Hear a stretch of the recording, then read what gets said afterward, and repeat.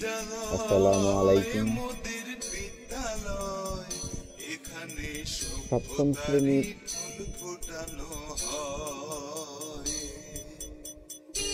ছাত্রছাত্রীদের সকলকে স্বাগতম। তথ্য ও যোগাযোগ প্রযুক্তি দাখিল সপ্তম শ্রেণী। আমি মোহাম্মদ রফিকুল ইসলাম, সহকারী শিক্ষক, বড় পলাশবাড়ি ইসলামিক ফাজিল মাদ্রাসা, বালিয়াডাঙ্গি, ঠাকুরগাঁও। সপ্তম শ্রেণীর ছাত্রছাত্রী তোমরা যে যেখান থেকে দেখতেছ, তোমাদের সকলকে আবারও স্বাগতম জানিয়ে শুরু করছি। আমরা তথ্য প্রযুক্তির আজকে পড়াবো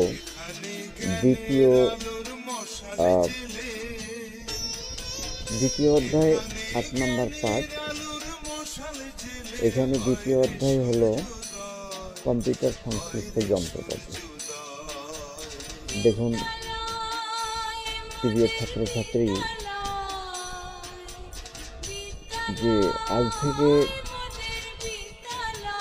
অনেকদিন আগের কথা, যেখানে সার্ভার স্টেশন কিভাবে থাকে, এই চিত্রটা এখানে দেখাচ্ছে কম্পিউটারের সার্ভার স্টেশন। সম্ভবত এই অধ্যায় শেষে তোমরা যেটা জানতে পারবে যে কম্পিউটারের বিভিন্ন যন্ত্রাংশের কার্যাবলী বর্ণনা করতে পারবে। 1 নম্বর। 2 নম্বর, কম্পিউটারের বিভিন্ন যন্ত্রাংশের পারস্পরিক সম্পর্ক ব্যাখ্যা করতে পারবে। 3 নম্বরে, কম্পিউটারের চিত্র এঁকে বিভিন্ন যন্ত্রপাতি চিহ্নিত করতে পারবে। তাহলে এই চিহ্নগুলো যারা পারবে তাদের জন্য আমি একটা ইন্ডিকেট করে দেখাচ্ছি যে এই অধ্যায় শেষে তোমরা এই প্রশ্নগুলোর উত্তর দিতে পারবে।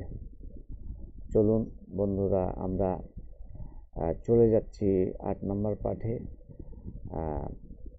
কি পড়া আছে 8 নম্বর পাঠে? আছে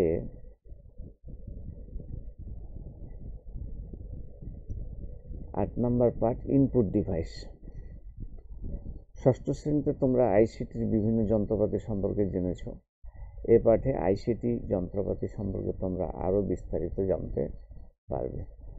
যেখানে ষষ্ঠ শ্রেণীতে একটু সংক্ষিপ্ত আকারে ছিল, আর সপ্তম শ্রেণীতে এটা এসে আর একটু বৃহৎ আকারে, তোমাদের বোঝার জন্য বলছি। তারপরে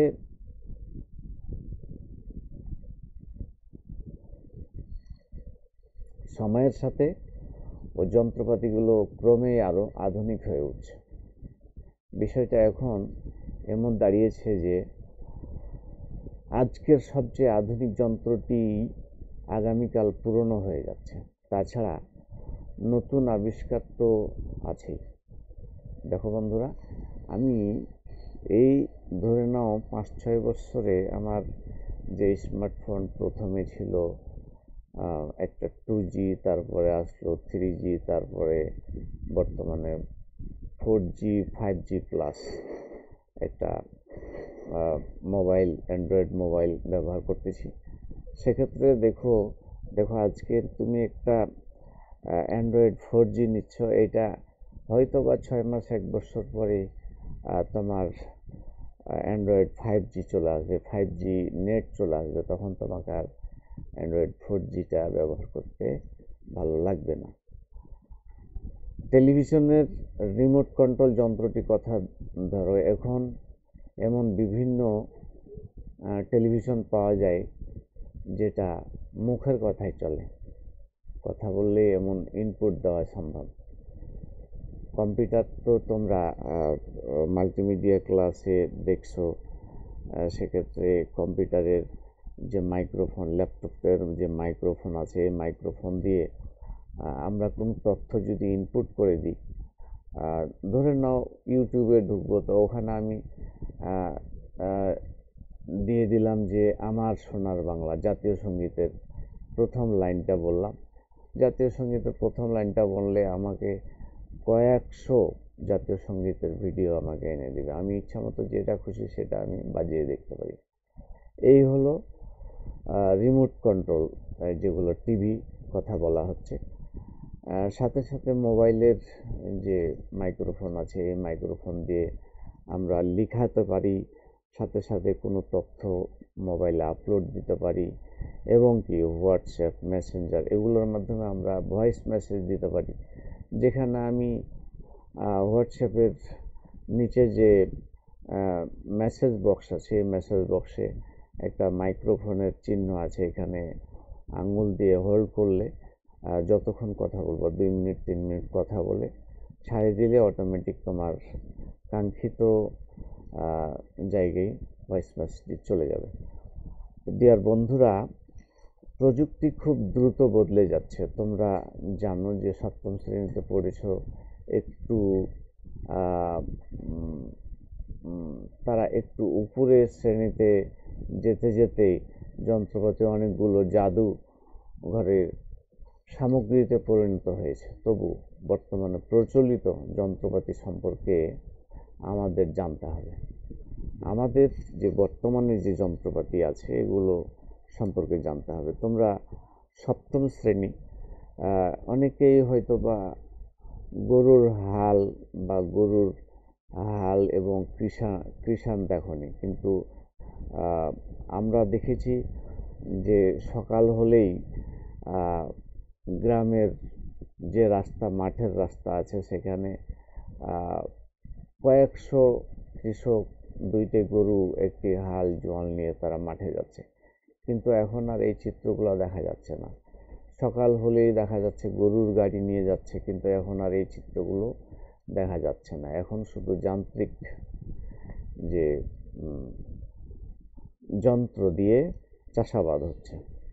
তো বন্ধুরা, কারণ যন্ত্রপাতি পাল্টে গেলেও ইনপুট, স্টোরেজ, প্রসেসিং এবং আউটপুটের ধারণা কিন্তু পাল্টে যাচ্ছে না। দেখে নাও যে দেখো যে কিবোর্ড একটা কম্পিউটারের প্রধান ইনপুট ডিভাইস। বহুল ব্যবহৃত যন্ত্র হলো কিবোর্ড। আমরা যত কিছু টাইপ করি, ইংরেজি, বাংলা, হিন্দি, আরবি, সবগুলোই কিন্তু কম্পিউটার কিবোর্ড দিয়ে আমরা টাইপ করি, এবং বেশিরভাগই টাইপ করি কিবোর্ড দিয়ে। দেখো কিছু কিছু বাজারের দোকানগুলোতে তাদের সেরকম কোনো সার্টিফিকেট না থাকলেও সে আমার সাথে কথা বলতে বলতে সে কয়েক পাতার টাইপিং সে করে ফেলছে, এবং অনায়াসে সে কথা বলতেছে, তার এদিকে কথা বলতেছে, তার হাত চলতেছে। তো এই হলো প্র্যাকটিস। তথ্য ও যোগাযোগ প্রযুক্তি, অধিকাংশ যন্ত্রে সাধারণত কিবোর্ডের মাধ্যমে ইনপুট দেওয়া হয়। এই সকল যন্ত্র দিয়ে কোনো কাজ করতে চাইলে যন্ত্রগুলোকে কিছু নির্দেশনা দিতে হয়। আমরা যখন কিবোর্ড বোতাম চেপে যন্ত্রগুলোকে নির্দেশগুলো দেই, তখন যন্ত্রগুলো আমাদের চাওয়া অনুযায়ী কাজটি করে দেয়। আজকের দিনে আধুনিক কম্পিউটার কিবোর্ড ধারণা এসেছে টাইপরাইটার নামে এক ধরনের যন্ত্র থেকে। সাধারণত কিবোর্ড বর্ণ সংখ্যা, বিশেষ কিছু চিহ্ন সাধারণভাবে বিন্যস্ত থাকে।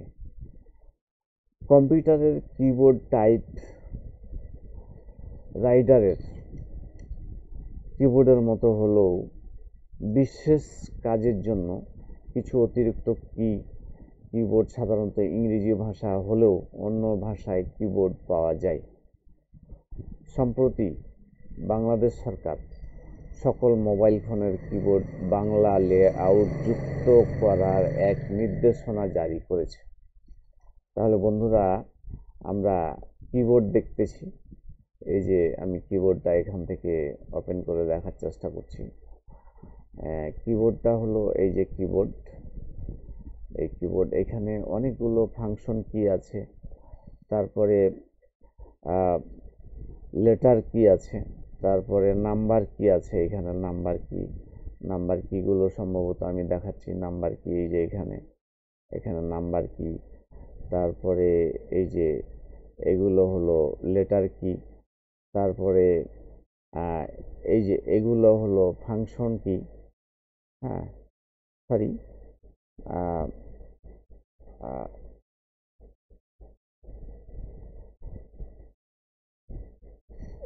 ফাংশন কি হলো এইগুলো আমি দেখার চেষ্টা করছি।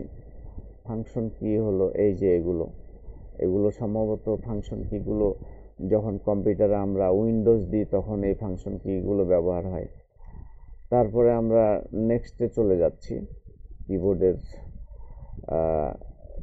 নেক্সটে আছে মাউস। মাউস হলো মাউস, তোমরা এর মধ্যে নিশ্চয় মাউস নামের একটি যন্ত্র ব্যবহার করেছো। এটি একটি জনপ্রিয় ইনপুট ডিভাইস। একে অনেকেই পয়েন্টিং ডিভাইস বলে থাকে। যারা প্রথম এটি তৈরি করেছে তাদের ধারণা ছিল এটি দেখতে ইঁদুরের মতো, কারণ ইঁদুরের মতোই এবং তার পিছনের লেজটা মাউসের কম্পিউটারের মাদারবোর্ডের সাথে ইউএসবি পোর্ট দিয়ে সংযোগ থাকে, এটাকে লেজের মতো দেখায়। এই জন্য বলা হয় যে মাউসের বাংলা হলো ইঁদুর, তাই এর নাম দেওয়া হয়েছে মাউস। আর এখন যদিও কেবল ছাড়াই মাউস বের হয়েছে অনেক কোম্পানির, এই কোম্পানির মাউসগুলো ব্যবহার করতে যেমনই আরাম তেমনই ব্যয়বহুলও আছে। প্রত্যেক মাসে একটি করে 20 টাকার পেনিসিলিন ব্যাটারি ব্যবহার করতে হয়। মাউস সাধারণত দুটি বাটন ও একটি স্ক্রল চক্র হুইল থাকে।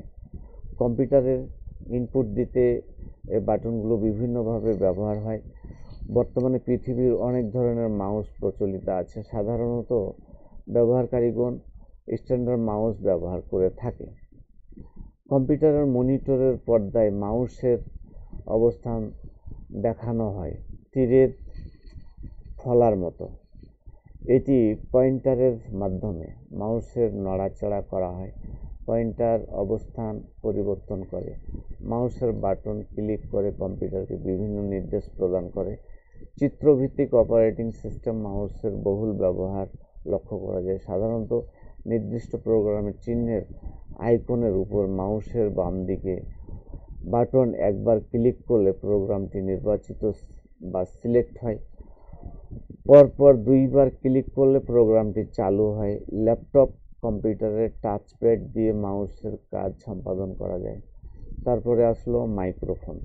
মাইক্রোফোন আমি দেখার চেষ্টা করব, পরে আমি ইন্ডিকেট করে দেবো। আমি একটু পড়ে দিচ্ছি প্রিয় ছাত্রছাত্রী বৃন্দ। মাইক্রোফোন এটিও একটি ইনপুট যন্ত্র। আমাদের কথা, গান বা যে কোনো ধরনের শব্দ এর মাধ্যমে কম্পিউটারে প্রবেশ করানো হয়। বিশেষ করে ইন্টারনেট ভিত্তিক যোগাযোগ, কথা বলার ক্ষেত্রে এবং জনপ্রিয়তা লক্ষ্য করা যায়। টেলিফোন ব্যবহার করা যায় হয় বলে এই যন্ত্রটিকে আবিষ্কার করে আগেই হয়েছে, তবে এখন এটাকে নিয়মিতভাবে কম্পিউটারের ইনপুট হিসাবে ব্যবহার করা হয়। কথা বলা ছাড়াও ভয়েসের ক্ষেত্রে মাইক্রোফোন ব্যবহার করা হয়ে থাকে। দলগত কাজ তোমাদের আগামীতে হয়তো বা কোনো একদিন দেওয়ার চেষ্টা করব। আমি আজকে যেগুলো পড়লাম সেগুলো একটু ইন্ডিকেট করে দেখার চেষ্টা করছি। এই হলো দ্বিতীয় অধ্যায়, যেটি কম্পিউটারের সংশ্লিষ্ট যন্ত্রপাতি। আর এখানে একটা চিত্র দেখা যাচ্ছে কম্পিউটারের সার্ভার স্টেশন। সম্ভবত এখানে অনেকগুলো তার, অনেকগুলো মেশিন। তারপরে পরের পেজে এখানে পার্ট নাম্বার আছে, এই যে পার্ট নাম্বার। তারপরে এখান থেকে টোটাল যে আমি ক্লাসটা পড়লাম বা 8 নম্বর পার্টটা পড়লাম, এই যে 8 নম্বর পার্টে আমি কিছু ইন্ডিকেট করে দেখার চেষ্টা করছি। তারপরে